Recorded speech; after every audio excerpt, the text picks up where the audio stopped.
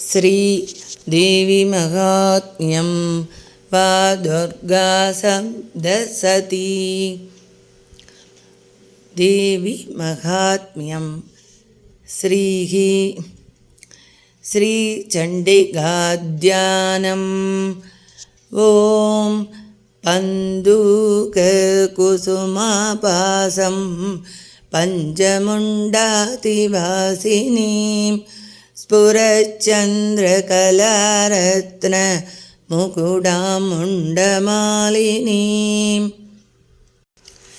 त्रिनेत्रां रक्तवसनां पीनोन्नदकटस्थनीं पुस्तकं साक्षमालां सवरं चाभयगं क्रमात् तदतीं संस्मरेन् नित्यमुत्तरां नायमानितां।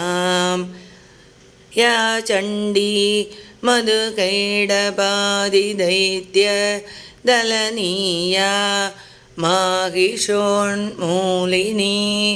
या धूम्रेक्षणचण्डमुण्डमदनी या रक्तबीजासनी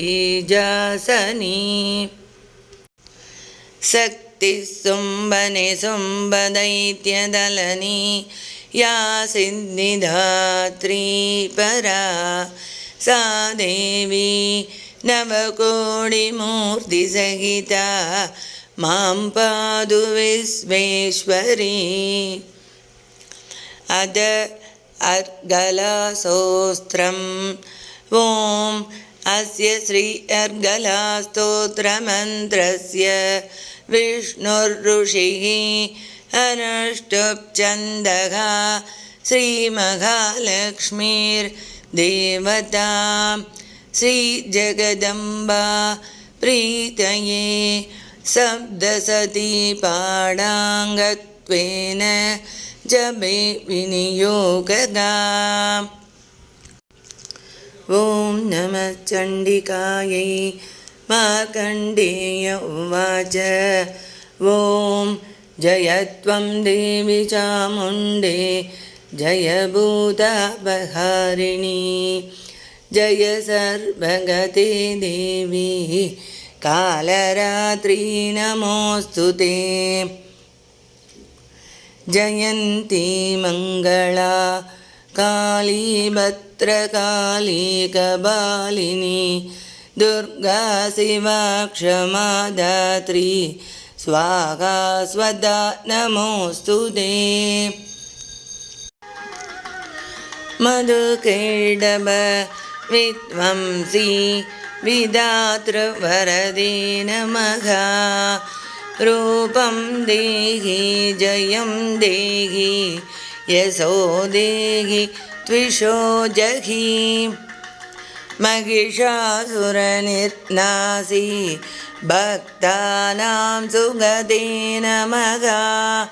रूपं देहि जयं देहि यशो देहि त्विषो जहि।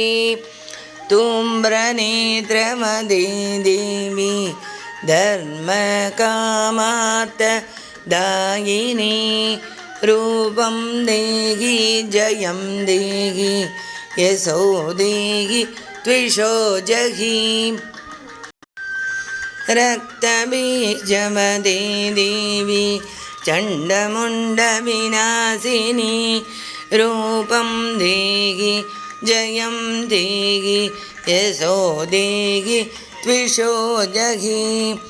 निशुम्भशुम्भनिर्नाशी त्रैलोक्यशुभते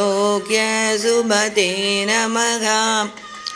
रूपं देहि जयं देहि यशो देहि त्विषो जहि। वन्दिताङ्घ्रि युगे देवी सर्वसौभाग्यदायिनी रूपं देहि जयं देहि यशो देहि त्विषो जहि। अचिन्त्यरूपचरिते सर्वशत्रुविनाशिनी रूपं देहि जयं देहि यशो देहि त्विषो जहि नदेभ्य सर्वदा भक्त्या चापन्ने दुरितावहे रूपं देहि जयं देहि यशो देहि त्विषो जहि।